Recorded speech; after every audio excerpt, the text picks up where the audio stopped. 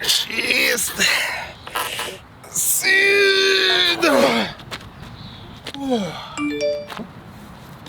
Če si mlad, pa zdrav, se je naumen cepati. Sam res, zakaj bi se mogel jaz močan, mlad, zdrav cepati? Pa sej en virus, ak mene že ne bo j***bal. Ali pa? Mogoče pa vsem fino, da povprašam nekoga, ki se na to spozna. Recimo epidemiologa dr. Marija Fafangla. On ima črn pas iz nalezljivih bolezni. Doktor Jože Del Batera. Čau, Jože. Kaj te spet muči?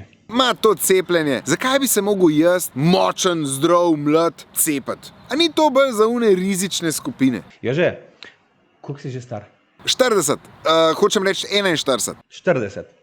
A veš, da imaš tveganje, da prestaneš v bolnico zaradi covida 15krat večjo kot osebo, ki ima 18 let, pa 130krat večjo, da umreš zaradi covida? Dobro, mogoče nisem mlad, ampak se pa ukvarjam s športom. A veš, da ko športaš in vzdržuješ tvojo krasno fizično formo in se poškoduješ, te tudi zanima, da bojo bolnice prazne oziroma da te bo lahko skrbele. Covid ima pa ravno ta problem, a ne da polni bolnice. In vsezadnje veva, da si dober človek, ne? Veva, da se cepiš tudi za druge in to je tisto. Cepiš se tudi za ostale, da gremo nazaj v staro življenje čim prej. Dobro, ampak kako bomo pa to dosegali, da se bomo vsi cepili?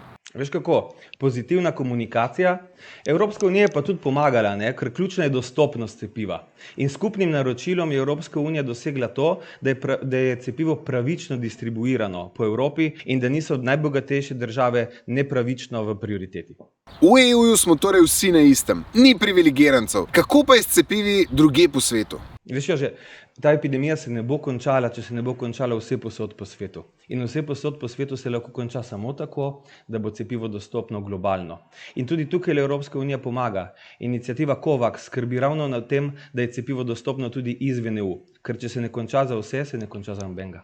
Se res, skoraj bi pozabil vprašati, kaj pa ti novi sevi, naprimer afriški, indijski in ostali, kako bo pa s tem?